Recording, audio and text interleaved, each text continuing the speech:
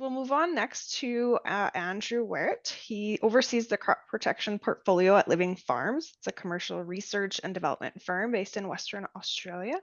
And I'm positive I saw him sign in. Morning for me again. I'm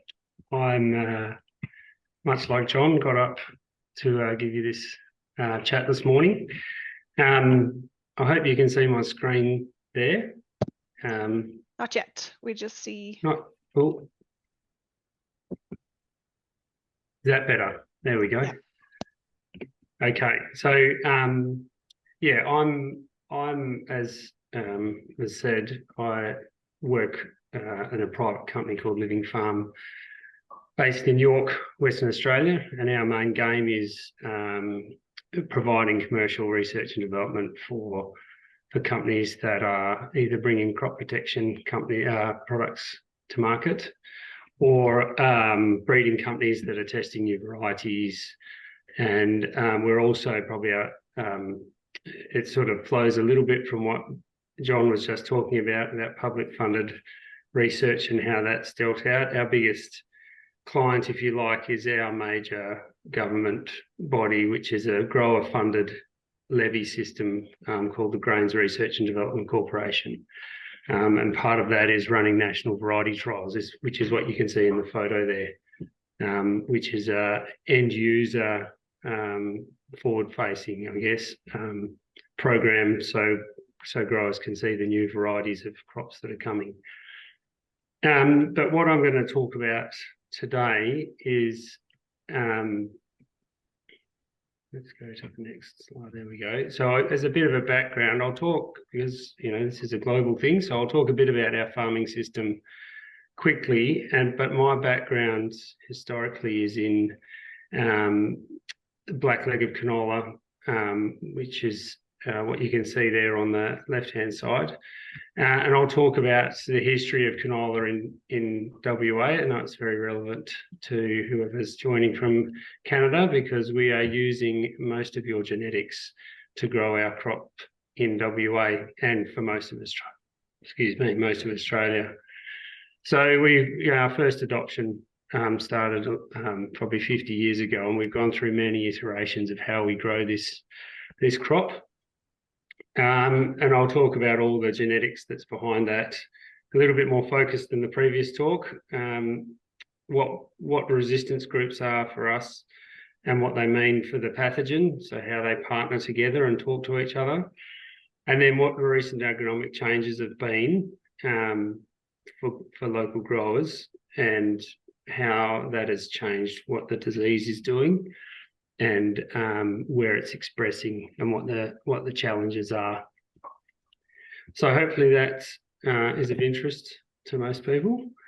So if you're talking about where I am that little red star, about an hour and a half east of York, east of Perth, which is our state capital.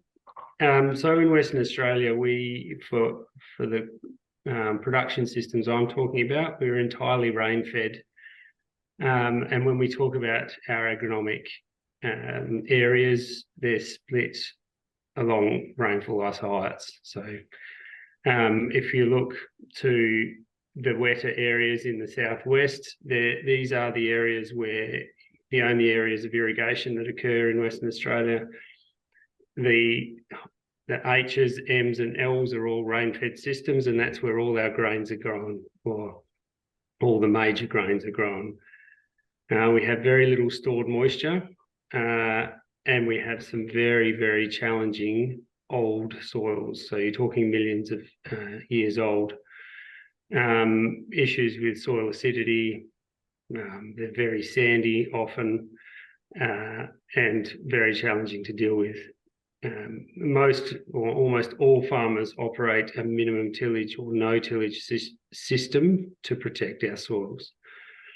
So it's a bit of a challenge, but that's what the research industry is here for. So as I said, we're grain cropping dominant. Mostly and historically, wheat's been the biggest crop, with barley, canola, oats for both hay and grain, lupins, which is a very globally a unique legume, but very suited to Western Australia. And not only that, but it's very good feed for livestock. So I won't go into too much detail there, but back when wool was a highly priced commodity, WA used to produce a good portion of the world's wool, and therefore they would need feeding. And during summer, when we don't get any rainfall, that would come from lupins. So it suited the system for us to use that. It was our only break crop for weed control, but that's fallen out of favour because sheep, there's not as many sheep growing. So people are looking for a different break crop, and they've fallen on canola. But now there is a recent push to bring more pulses back in, and that's not a statewide thing for an entire crop. In certain areas will be growing lentils, chickpeas, faba beans, and things like that. But that's sort of where we're at now. But with pulses, they're suckers for disease, and yeah, overcoming that through genetics is probably the next steps for us. But back to canola, I mentioned it before. So this is that picture there. That's not far from where I am now, but taken probably 4 months ago. So that's pretty much what we do as a business. That's the breeding side of it. But why canola? Number one, it's a break crop. So it enables effective control of grass weeds outside of the cereal rotations. And if anyone who grows canola knows, there are multiple herbicide tolerances that we can use to effectively control those at this stage. But yes, the main thing is that it's a break crop for us, and that was why it was introduced. It's valuable. For the last 5 years or so, the price has meant more hectares have been grown. We are pushing our rotations, if you like, so putting more and more pressure on that canola phase, to the point where in last year, 2022, it was the second largest crop grown by area in Western Australia for the first time. So prior to that, it was barley, but canola, with its value, I think when it was pushing $1,000 a tonne, every second farmer was growing it in every second paddock where they could. And it also fits the rotation. Agronomically, we can put the seed in the ground in April for us. So in some sense, we're similar to Canada in that our growing season runs from around April to December, as in those middle months of the year, much longer than yours. I think we take about 150 days to grow a canola crop. But we'll sow this in April if there's moisture, and we'll be harvesting in November. We've just finished harvest, but this crop fits well. We can sow it before the cereals, and it fits in with our rotations. So that's a bit of a background on canola and our growing system, and that's a bit in the background of why canola is important to us. And now I'm going to move towards talking about the history of canola in WA and more broadly Australia. So the projects I'm focused on are national projects, but my experience is pretty much exclusively in WA. So one of the key things is that we tried introducing it way back in the 60s, and so it was very poor quality in terms of its oil and other qualities with the seed. Had no blackleg resistance, which is our main problematic disease, and there were massive failures 3 years later, so nearly total crop loss. And you can see that picture on the bottom right there, which is from a blackleg nursery that we still run, but getting total crop loss there from that particular line along here. That meant for 20 years, no one wanted to grow it. and there was no justifiable reason. So we went back to lupins and pasture. Sheep was still a major part of the system. Canola back then for us was purely a high rainfall zone area. So I'm talking 500 mils plus per year. So really in the south of the state, and that is also where the major sheep dominant systems, pasture dominant systems were. So it wasn't a massive issue for them to swap back to that. But the wish was always there to grow more canola. And during the 80s and early 90s, breeding programs, and I think this went hand in hand with a lot of the programs internationally in France and Canada. We had increase in potential yields, improved oil quality, and most importantly for us was an introduction of blackleg resistance and through genetics. And that was through traditional breeding programs, focusing on the crown canker resistance, which is what is driving this effect here in the bottom right, where the base of the plant just rots and falls over, which is heartbreaking for somebody who's watched that and fed that crop for the last 3 months, only to watch it fall over once a pod arrives. The other thing about it was that there was the introduction of some viable fungicides. So fluconazole, we called it jockey, and flutriafol, but it also meant the growers had to start spending money. And I guess as every farming business has done, over the last 50 years, you've got to spend money to make money, and this was just part of the change. So this allowed us to protect seedlings with the fungicides, and then following that, once the plant had established, we protected the adult plants with genetics from that crown canker. And I'm going to start getting, I'm not going to claim to be a geneticist here, but I will talk genetics today because it's quite an interesting relationship that has been discovered globally for this crop, but it's really important to Australian canola that we understand the genetics of this resistance. And so this was called quantitative resistance. And I'll go through in a little bit of time what that was and what that is. So from a disease life cycle perspective, so the disease is called blackleg, but the pathogen that causes it is Leptosphaeria maculans. So what we have is over summer, the disease survives barely in stasis on the stubble from the previous year. As it gets cooler and wetter and more humid, it starts producing these fruiting bodies. So each one of those little black dots produces thousands and thousands of spores. Each one of those spores has up to 8 separate cells, of which each one can produce a germ tube. And those spores are airborne. So control mechanisms in this area are very difficult, just because of the weight of numbers. Something like you only need less than 1% of the spores in the air to cause a severe infection, means controlling it at this point. So cultural control methods like raking stubble and burning it is not a viable option. But once they're in the air, they infect, and they are, if we look at it evolutionary, the plant itself evolves once it rains to germinate and establish. It puts some cotyledons and early leaves out.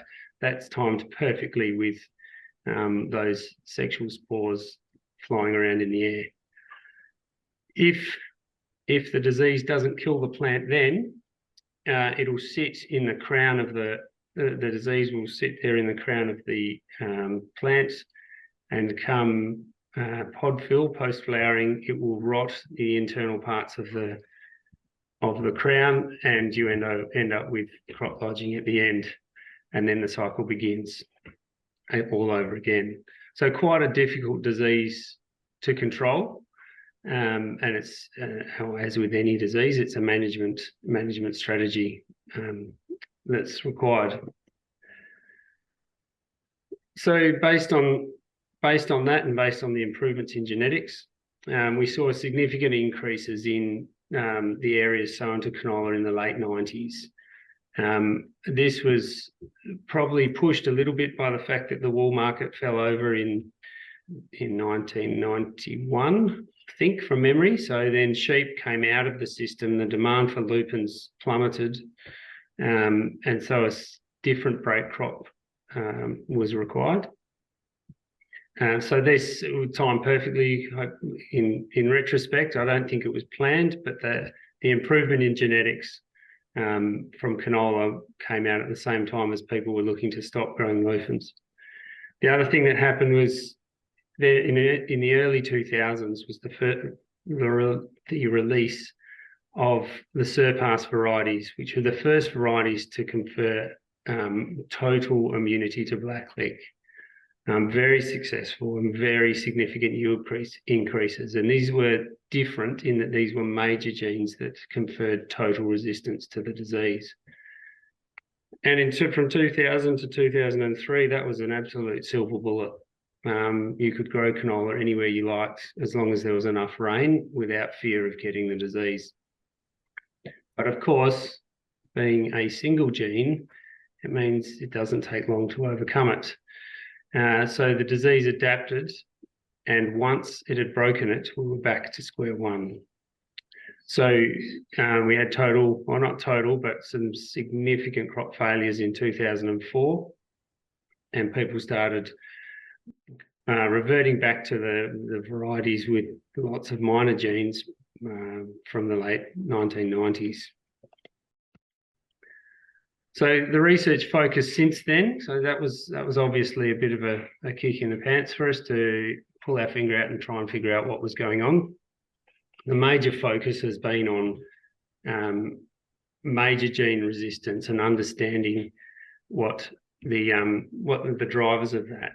So we knew it was different to quantitative resistance, and since then we've introduced a number of other major genes. So not just that one that was providing resistance in those surpass varieties. And then breeders began to stack these genes. So if you're a canola grower, I'm sure it's the same story in Canada and in other parts of the world.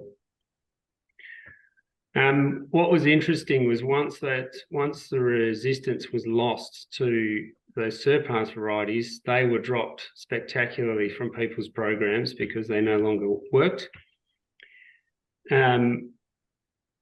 But we noticed in our national variety trials, and I say we, I wasn't involved in this at all at this stage, but the guys that still run the National Blackleg Project and Steve Marcroft noticed that the blackleg severity in the national variety trials was decreasing on those surpass varieties that still remained in the NVTs. So these are the NVTs that were on the first slide.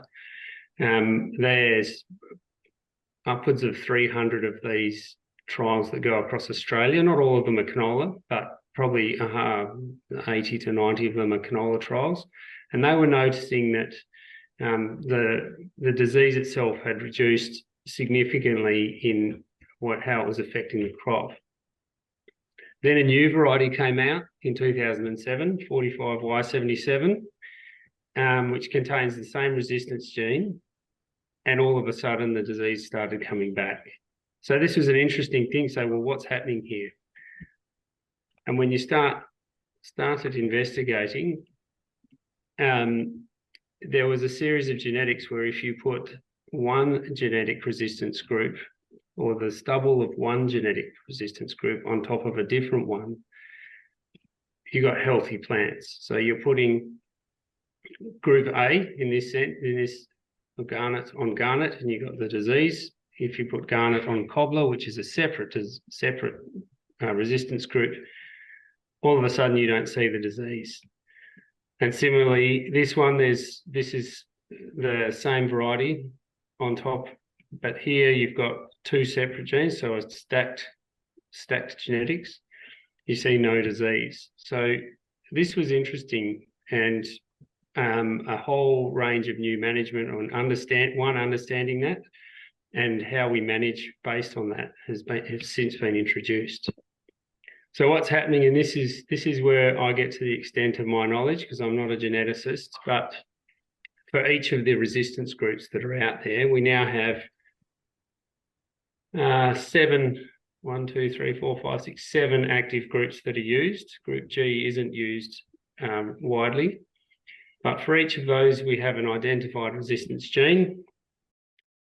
In the pathogen, we have an A virulence gene, and when you pair those two together, there's a signaling pathway that they recognize each other, and that gives you resistance to the infection. And sitting in the background of the population is a virulence gene that if you have that virulence gene in the population, you will get an infection. So something that looks like this. So if you pair these two, RLM7 and AVRLM7, you still get the infection, but it stops the pathogen from growing through the tissue. If you don't match those together, then you get breakdown. So what does this mean agronomically? And I'll start pushing closer and closer to the grower, because I present these slides, or I have presented these slides, but never to growers, because it's a bit too, they don't need to understand this. So when we talk about major gene resistance, regardless of what the disease pressure is in the environment, it doesn't matter if your major gene is working, you will get no disease, no blackleg disease. So whether it's a wet year in a high rainfall zone next to canola stubble, or whether you're in a lower rainfall area and you only grow canola once in a blue moon because it's rained enough in March and April, you won't get disease. When we talk about minor genes, which is also refer to as quantitative resistance, they don't confer total resistance to the pathogen.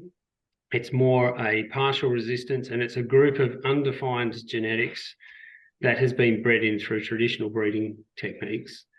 And if you're in a high pressure situation, your resistance profile, it interacts, if you like, with your resistance profile, and the less resistance you have, obviously, the more the pathogen will overcome the crop. But as you reduce pressure into those lower rainfall environments, you won't get the same level of disease expressing. So if for those who aren't familiar, the R stands for resistance, and then you go through a scale of resistant to moderately resistant, moderately resistant, moderately resistant to moderately susceptible, and then on to moderately susceptible. Now, there's always with diseases a sixth category there of susceptible, but once we get to that with canola and blackleg, there's no point growing the crop. So because this was bred through traditional breeding programs, it was entirely focused on controlling that crown canker, or what we call, from later in the season. And that was because we successfully had seedling protection through seed treatments and in-furrow treatments. It was really stopping the disease at the crown that was most important. So once we had the crop established under this system, all we needed was the genetics to save us during pod fill after flowering. But as I said, it's a series of minor genes. So as you'd expect, the longer these varieties with minor gene resistance spend in a high pressure or any pressure situation, that will be eroded over time as individual genes drop off in how they work. So what does this mean for a grower? And this is a bit of a summary page, because at this point, usually, some people haven't heard this, it gets a little bit complex. So on the left-hand side here, we have a series of what the disease expresses itself as. So we still can get, while agronomically these, and in an old way of growing, the traditional way of growing it, we do still get leaf lesions, and we get some of these symptoms. Crown canker was the main one that we were focused on. So if you have an effective major gene only, you're not going to see the disease. So that's an easy one. We know what that means. If you have a major gene only and it is overcome, then you are going to get infections everywhere. And and likely crop failure. So then we'd start getting into a combination of, if you pair a major gene or multiple major genes with minor genes or quantitative resistance, first, there's two parts of this. One, you'll get no disease because the major gene is working, and two, you don't know whether you do have minor genes at this point because the major gene is overriding everything. So you only really find out if you've got minor gene resistance when the major gene is overcome. And so we have a series of Blackleg nurseries that operate throughout Australia, and that monitors, it selects, it puts varieties into categories, and two, there's a separate set of trials that then also monitor how our major gene resistance is going. So, but what we don't know, and this is where the research is going, is we don't really know, because those traditional breeding techniques have selected for crown canker resistance. We do think, or we're pretty sure that resistance confers, some resistance to the other symptoms, but it's not as clear cut. So that's where we're at now. So based on that, we have a massive investment program from GRDC, which is our major funding body, to produce a document each year that gives you, it's a Blackleg management guide that tells you how you should rotate your genetics. So based on the fact that it took 3 years to break those surpass varieties, we now have a system where if you are growing genetics of one sort, have a look at what you were growing in the previous year to see whether it matches it. Now, in the current climate for growers, this is somewhat difficult because canola seed is, or pedigree hybrid canola seed is difficult to come by, and they will often just buy whatever seed they can get their hands on, regardless of what resistance group it is. But the recommendation is that if you want to grow, say, an AD variety, then you should be choosing varieties. You should be making sure that your previous varieties were a B, a C, or a combination of other genetics that weren't there. And you certainly shouldn't be growing a variety that had the same genetics in the previous year or the previous 2 years. So this is just a guideline, and we encourage growers to follow this. We also encourage growers to never grow canola on canola, but given the value of it over the last few years, it's becoming a harder and harder sell. But that's growers, and particularly our agronomists, are very clear with how this operates, and they try to, where possible, follow it.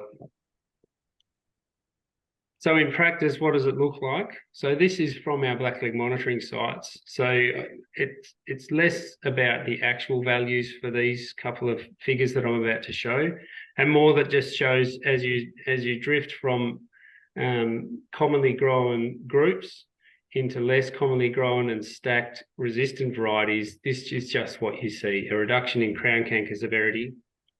And it's borne out by these pictures here. You can see you're gradually getting more and more healthy crowns during seed fill. These sites run alongside. So based on what I said about our national variety testing program, trial program, we have in WA 8 sites that run alongside high production canola NVT trials that monitor this. And so we go in at after flowering, and we'll go and do assessments on this. And this is where these numbers come from. Then we start getting these interesting things that happen. Now, these two graphs are taken from sites that are only 30 kilometres from each other. So fairly similar climate, a similar rainfall pattern for the season. This is about 3 or 4 years ago. And you see a similar pattern there between each of the varieties. a little bit of variability, but that's okay. You'd expect that. But the key thing to take from this is that this trial was sown on the 23rd of April and this trial was sown on the 24th of May, so a month different. And the key to look at here, and I haven't labelled it, but the percentage of crown canker infection is vastly different. So this exemplifies the difference or the change in the way we grow canola in Western Australia. Most guys and girls who are farming are sowing at this sort of time in April, whereas this historically in the 24th of May is, we would, if you went back 30 years, no one was in a seeder before the 25th of April. So unless you were sowing pastures or small crops or something like that. If you ask a grower now, when would you like your canola program to be in by? They would say the 20th of April. So it's a massive change. And because of that, the disease has started to change in response to that. And I'm moving away here from Western Australia, but this is data that comes from the national program. In 2020, we saw in the east of Australia, so all these sites, New South Wales, South Australia and Victoria. In 2020, we saw not much crown canker, but a lot of leaf lesions. So not much crown canker, a lot of leaf lesions. So this is number of lesions on 20 plants. But in 2021, we saw a significant amount more crown canker and much less leaf lesions. And this is explained by rainfall and when it fell. So if it's wet in April, there's nothing better for a canola grower in Australia. You will sow with confidence because the most important part of canola's life cycle for us is getting it out of the ground and getting it to 4 to 6 leaf stage. And you can do that in April while it's still slightly warm. Soil temperatures are warm. It's a small seed. If soil temperature is cold, everything slows down. Compare that to April 2021, and it was in places some of the driest years or driest April on record, or very much below average. So even if you did sow in April, it didn't come up until May, which is probably a strange thing for people in Canada, but when we dry sow, we just wait for rain. We'll get the seed in the ground, and when it rains, we're happy that as long as it's enough, we're happy that it's out of the ground. And the seed can sit there for 3 weeks, 4 weeks, if necessary. So then you've got two different starts to the season, and therefore you've got 2 different diseases. One is on the crown, and one is up in the canopy. And this is what I was just explaining. So now we changed the way we grow our canola. We're opportunistic use of moisture. So if it rains, we will sow, as long as it's not too hot, because there's a risk of cooking the seed when you've still got 35-degree days. But as long as it's not too hot, we'll sow as early as March.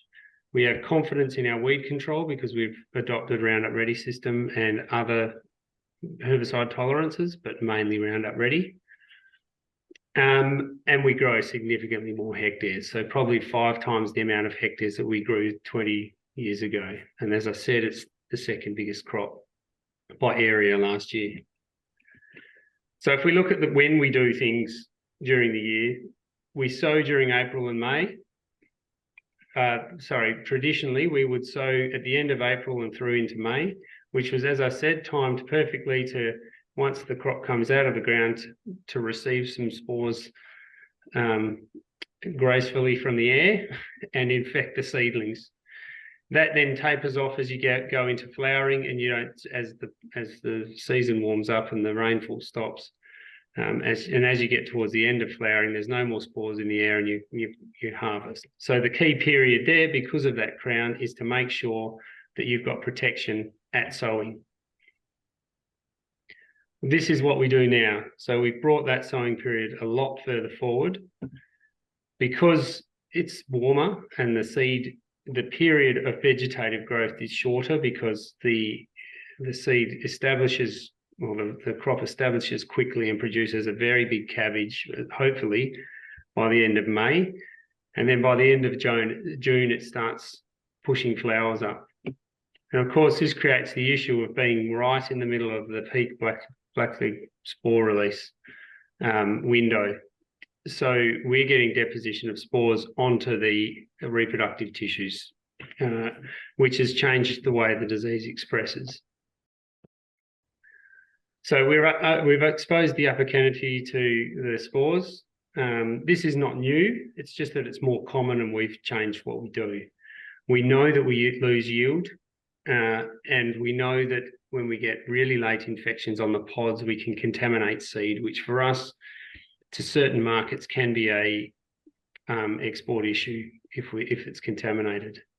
But what we don't really know and we haven't really got a handle on is what this is doing, and what the full effects on flowering, stem and branch infections up in the raceme where the pods are and actually on the pods. So this is probably where the focus, or this is where the focus of the research is moving. And just so you know what this thing looks like, that's a stem infection, and often the worst effects of it are after, what farmers would say, after they've shut the gate.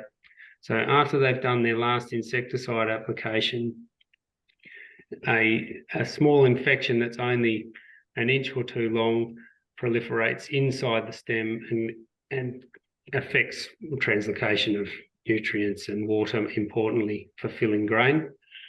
It's a similar story on the branch. Obviously, there's more branches, so you've got more opportunity to compensate. But these little lesions here will turn into darkened branches, as you can see up here. And actually, there's a lesion, quite poorly taken photo by me, out of focus, but it's actually broken the stem off. The early flower infections will grow down the petiole of the flower and infect the stem and turn into this. So we're losing entire branches or entire pod sections. And then if you get very late spore showers, you get pod infections here, and you'll open those up and you can see the seeds are small and wilted or either not there.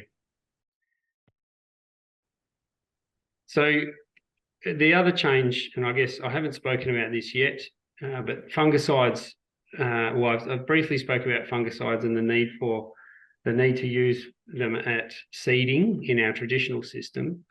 And I mentioned both flutriafol and fluconconazole were really the only two. Fluconconazole is a seed treatment.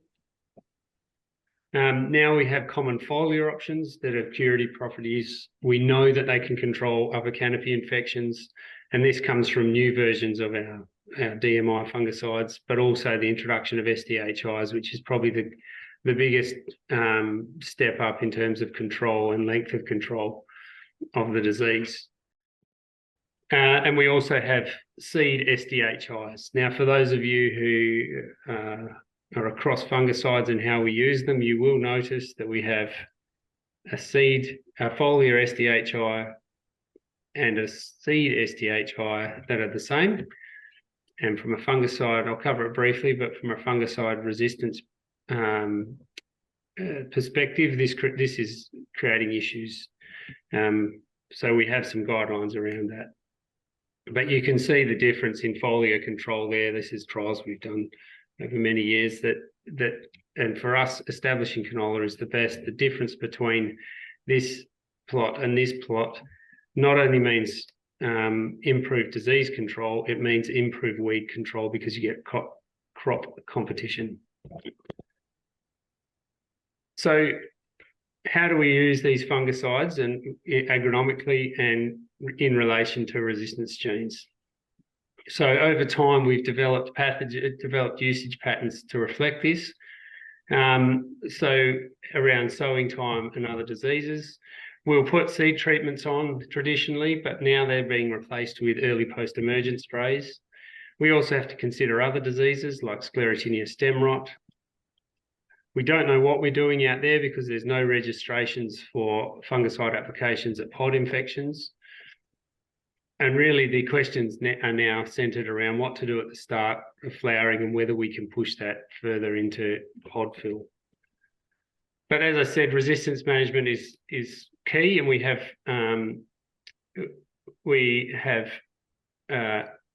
resistance management of the disease, but also for the fungicides. But if we have viable major gene resistance, then you can ask the question that maybe we don't even use a fungicide. You won't find an agronomist or farmer taking that seriously because it requires a significant amount of confidence. But yes, the sensible use of SDHIs in particular sits in the background of this. So we have some rules around how we use those. And in particular, we can't use them more than twice in a season, and they have to be used once at the start and once at the end only. So now we talk about the diseases we talk about these infections as 3 diseases, even though it's the same pathogen causing it. So there's crown canker, which is the traditional expression of disease, what we call upper canopy infection, which is what we've been talking about in response to changes to agronomy. And we've separated off these pod infections because agronomically, at this point, we can't do anything to manage those, aside from delaying seeding, if you like, or choosing varieties that produce pods later in the season. So that means the current research focus is on the agronomy around first flowering, length of flower, and the quality of the finish. So, and I'll produce a slide in a little bit about what that means. So if we look at the 3 forms of the disease, crown canker, it's pretty well understood. We have good control options. The primary control option at the moment is if you can sow early, you avoid it altogether. We know the genetic relationships and now we look at it, they're relatively simple. The big one is upper canopy. We know the drivers, but they're more complex. So we're in a part of the season where climate, temperature, humidity, and everything else is coming together to either give very severe symptoms like this picture on the right. We don't particularly know what the relationship with the resistance genes is. We do with the major genes, but definitely not the minor genes.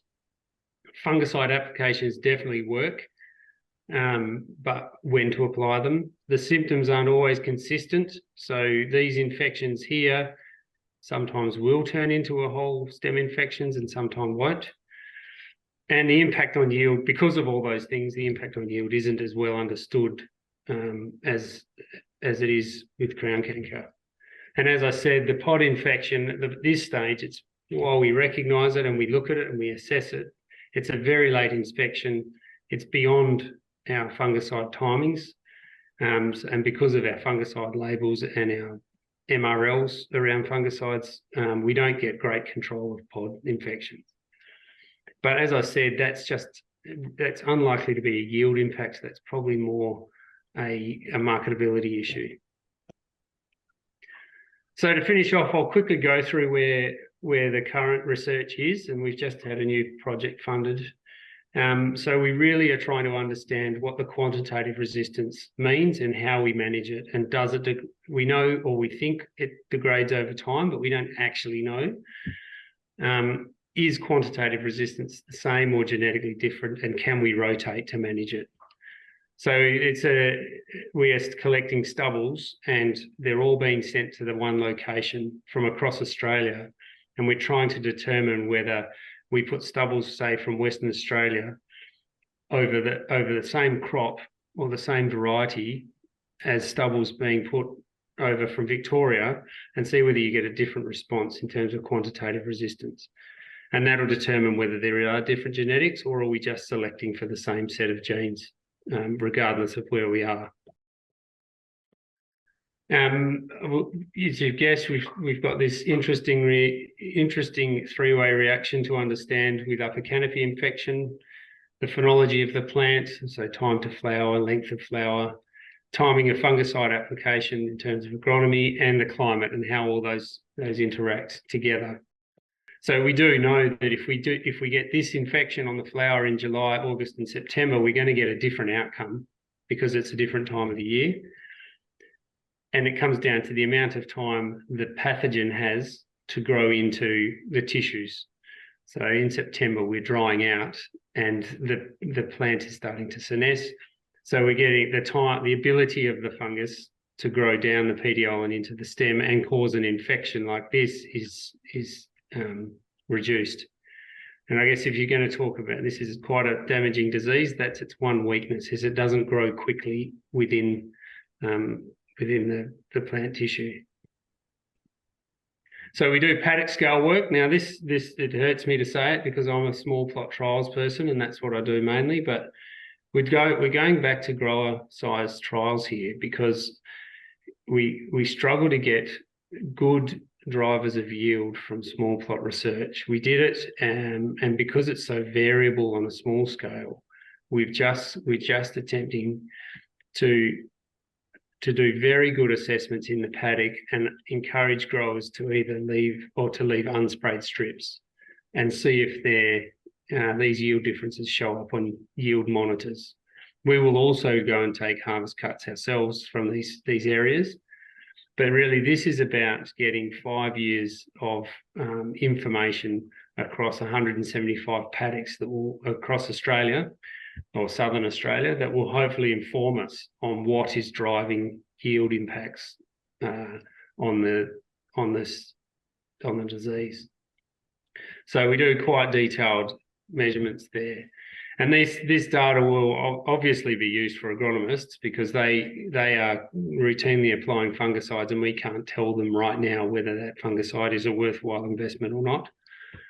And we also have some apps that we use that will be, improved to give better predictions of gross margins. We have Blackleg ratings for the crown, and that's what that resistance management guide was all about, but we don't have good Blackleg ratings for upper canopy infection. So hopefully that will also, where we will feed in, we'll be able to give growers a better idea based on their variety what rating they will have for Blackleg. But it won't be as simple as the current system for crown canker. So for an example, does a moderately resistant upper canopy variety need a fungicide in a high rainfall zone, but probably not in a moderate to low rainfall zone? And that's the sort of information we're hoping to be able to give. So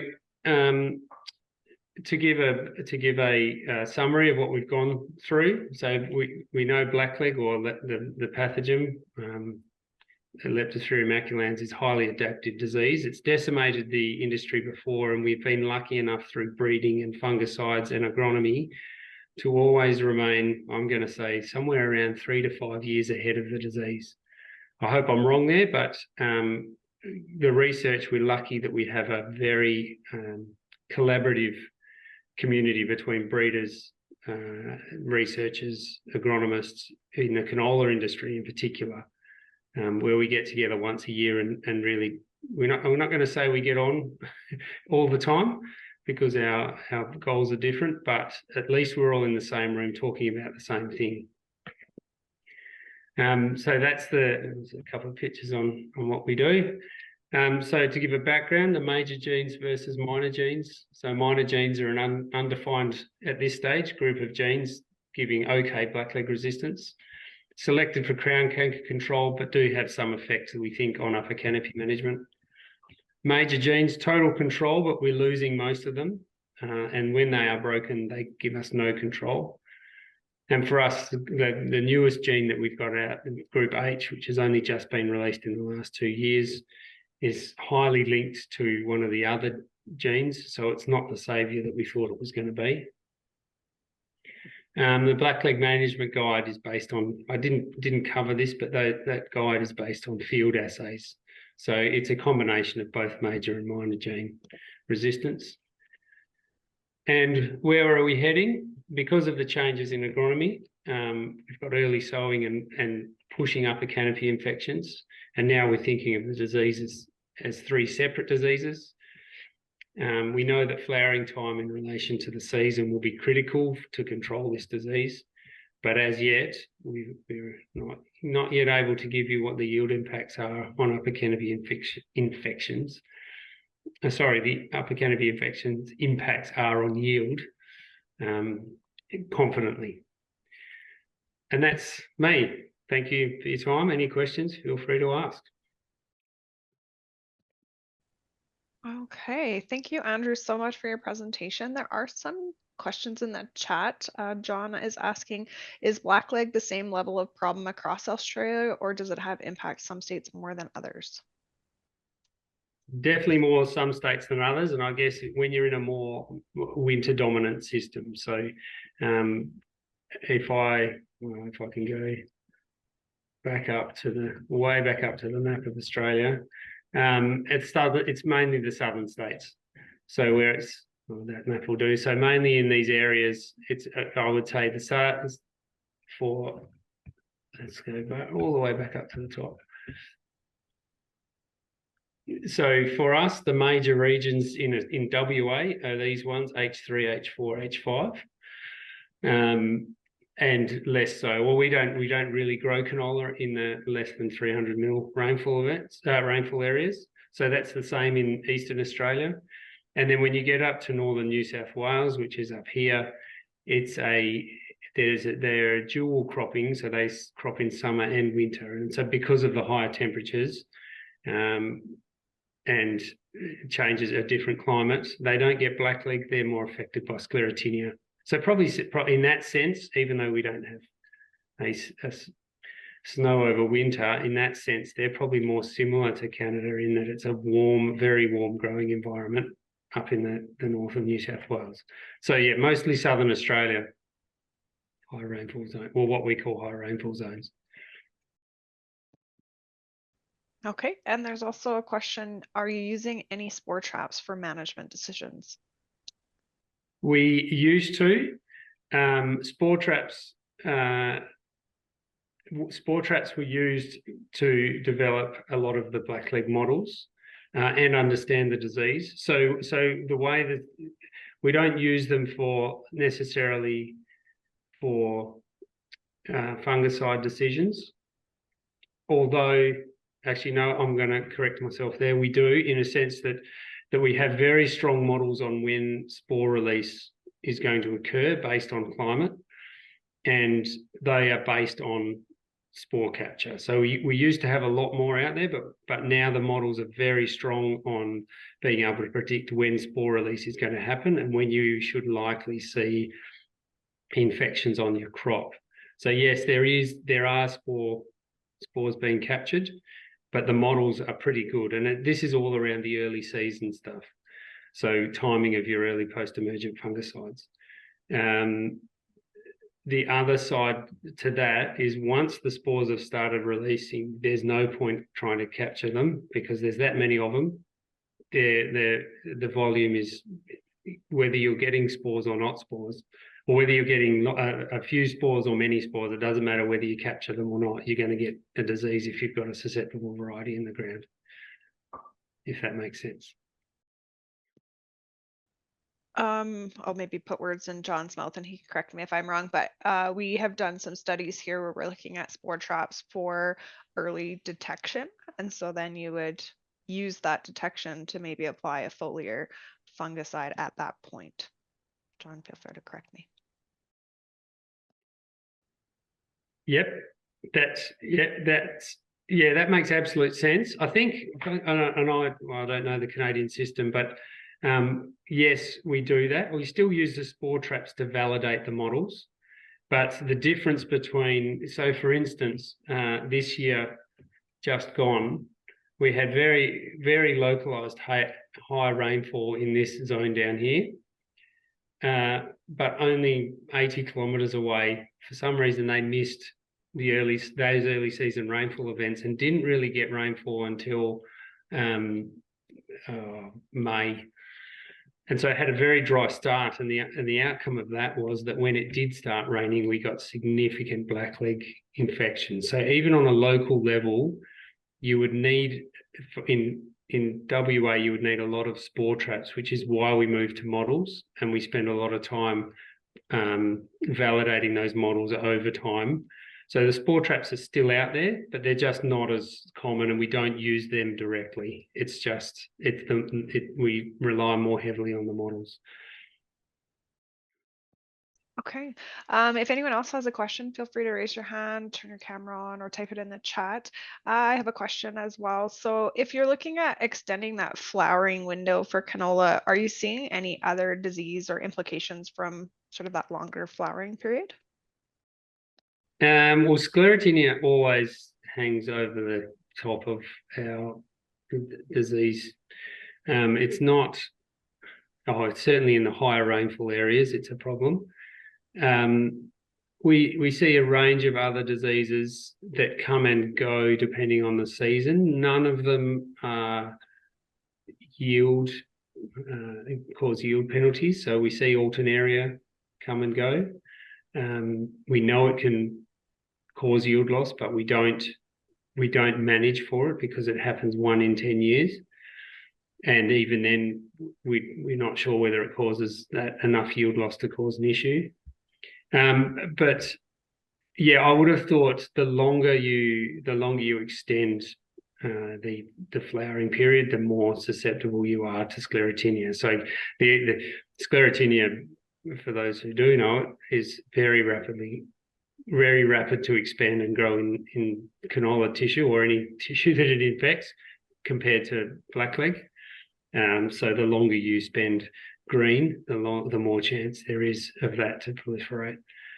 But blackleg remains our biggest disease issue and our biggest pressure, on the most amount of pressure on our canola system.